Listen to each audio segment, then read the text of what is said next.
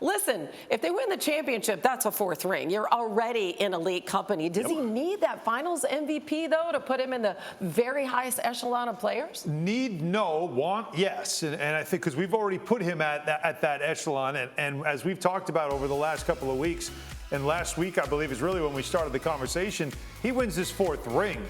LeBron's got to understand that objects in the mirror are closer than they appear, because for this generation, Steph Curry closes in on LeBron as far as generational player. Does he pass him? No. Does he equal him? No. But he gets a lot closer, and that's something that you have to consider. And then this, too, here, Hannah, is something to consider as well. It's all about the rings, isn't it? It is, right? but look at this elite company right now. Multiple MVPs, rings, and scoring titles. What's the one thing that Curry doesn't have, the rest do? Finals MVPs. That's the one thing that is not in his trophy case, and that's the one thing that, you know, as Amari did say, players do think about this stuff as much as we want to think they're all about team and winning. And no, there's also like, what else do I need to get into this room? It's always about status. It's always about that black card. I want to get in there. How do I get in that room? That's how you get in that room. Put that missing piece of hardware on your trophy case, and that's what he can do in this finals. And he can quiet a lot of people that also have said, well, he's never been finals MVP. He won because of Kevin Durant. He won because it's a great team. Well, maybe he'll win this one, and they'll say they won because of Steph Curry. Although you can say, arguably, instead of Andre Iguodala, he could have won that MVP in the finals in 2015. Monica, I don't know, because Alan just said that he's going to kind of inch closer to LeBron, but if he's got that fourth ring, LeBron has 4, he's finals MVP. I mean, where do you put him, Steph, in that discussion? This is such a fun conversation. And for me right now, hypothetically, if he goes on to win this ring, the differentiating factor, and I don't know if this is right or wrong, but this is where I go, I think about LeBron before he actually won, and the teams that he took to the finals, and the load that he had to carry, and the durability over the span of his career. I don't know that he missed an entire season with an injury, or a large chunk of a season with an injury until, what, was that year 14 maybe? I don't know off the top of my head.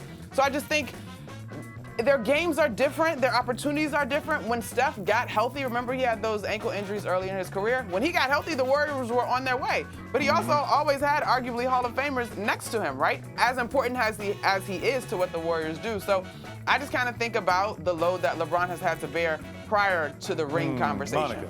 Okay, but this is really fun, too, because look at the other guy. Look at the other guy here, Kevin Durant. Well, he chose. How do you stack him up against Kevin Durant? He chose to go to the team across the river from us here. You know, understand? We're in Manhattan. He chose to go to the team across the river, so they got their own set of circumstances they're dealing with to try to get a championship. Where do you put Steph and Kevin Durant if Steph gets that fourth ring? Maybe a finals and I don't want to make this about, like, you know, well, now they win without KD.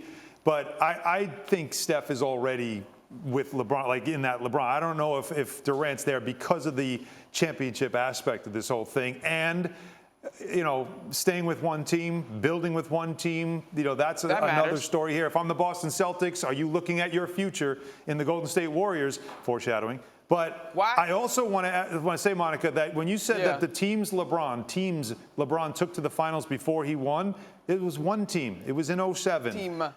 Yeah, it was one team, and that was spectacular, no doubt about that. But then he went to Miami, and that was a super team. And they didn't win the first year, and they lost 2 of the 4 times they got to the finals on that super team. There are things to consider in this debate. And that's what I'm saying. So if we took just the rings out in terms of success, right? Yeah. It's still the nod goes to LeBron, yes or no? Yes. Oh, I said he didn't catch him. He didn't he's not going to catch him or pass him, but the objects are closer than they appear. Just making sure. I got you. Thank you for watching ESPN on YouTube. For live streaming sports and premium content, subscribe to ESPN+.